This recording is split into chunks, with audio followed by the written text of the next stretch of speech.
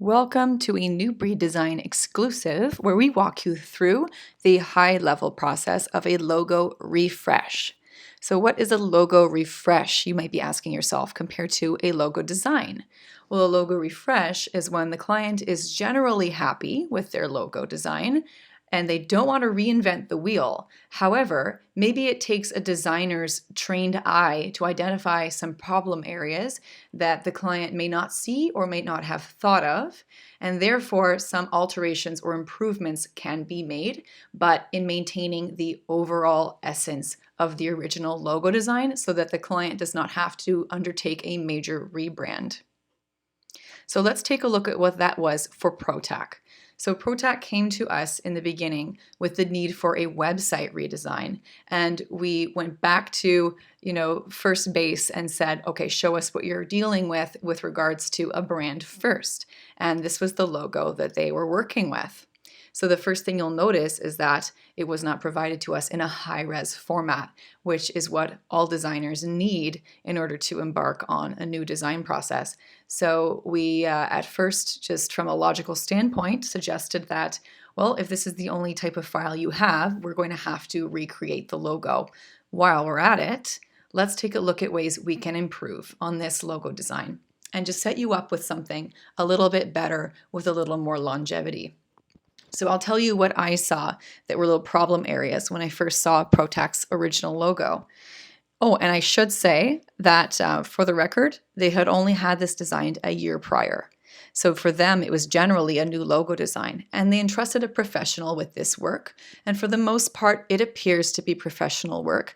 However, the discerning eye can pick up on a couple of things that can be improved upon still. So the first thing was there wasn't much thought given to the kerning when the name ProTac was typed out in text. So kerning is the spacing between letters. And when I look at the letter forms, PROTAK, there are very obvious areas for me where the letters can be kerned closer together or further apart, but for me, I wanted to see the space between the ROT and the A minimized just a little bit to bring those letter forms tighter together and make it look more like a succinct word mark. Secondly, I found that the icon was placed a little too close to the K, the icon being, in this version, the red diamond that kind of expands into the teal arrow moving to the right. I found that it looked like an afterthought, like it was just stuck in a place where it worked, and maybe it was conceived of after the word ProTac was typed out. However it came to be, it didn't look to be part of the brand enough for me to feel comfortable using it as a main branding element. I want it to look more like it came together with the text. So I think the proportions for me just weren't matching my standards there. And then the third point was that I did not love how the tagline was typed out underneath. It's too close to the name. It's clear that there was just a feeble attempt made at making it fit. It was just forced into place. It was expanded. The kerning here was expanded in order to fill the length of the word ProTac. And the fact that it's uppercase, lowercase, it just looks a little messy to me. So I really wanted to clean that up. And then fourth and last, the client was not happy with the colors, as it were. So we offered to give them some more color options, and then they finally chose this version here that you're looking at. This is the refreshed ProTac logo.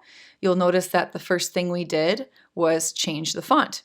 Actually, I'll show you old versus new, side by side. We changed the font so you can see that the new font's very, very similar in appearance to the old font. And to the untrained eye, one might not even notice right away that they were looking at a different font. So that's how closely we tried to resemble it. And all for the sake of saving the client from the time, the investment, and the energy of doing a complete brand overhaul. Again, we're trying to make it look still as similar to the original brand mark as possible, but very clearly updated and refined.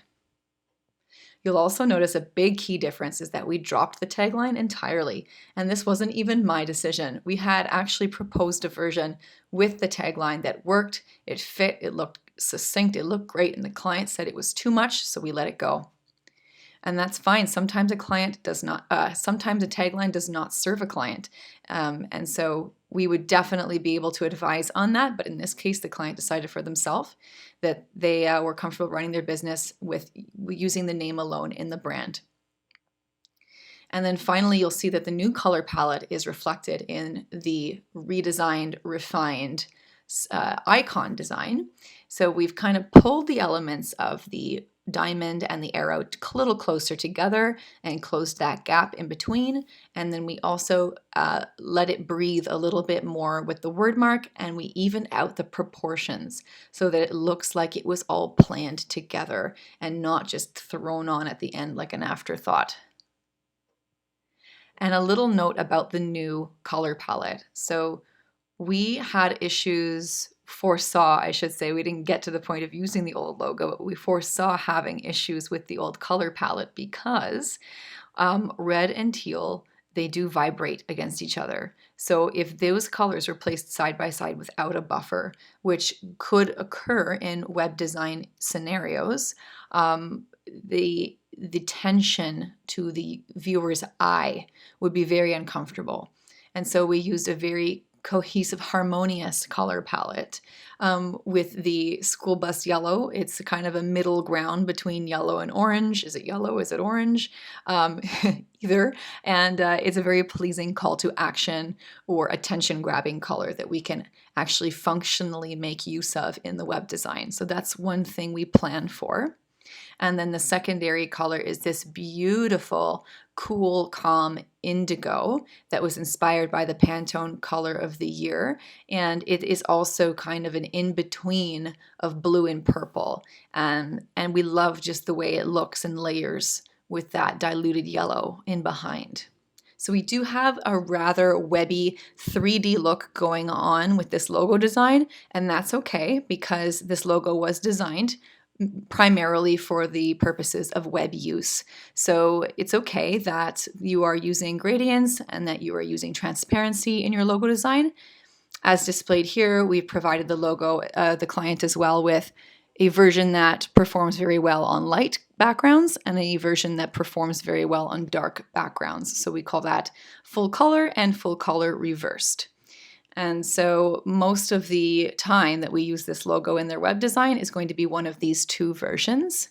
However, if the client wanted to do something like this and emboss their logo on a leather material, or if they wanted to engrave it, create awards and engrave it onto glass, for instance, or even just metal signage, without color, that's not possible to use this logo. So we created for them a version that is a flat color in black and a flat color in white.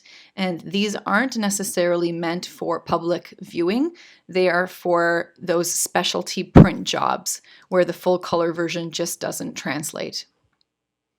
And that is how we set up our client ProTac from their old brand to their new brand.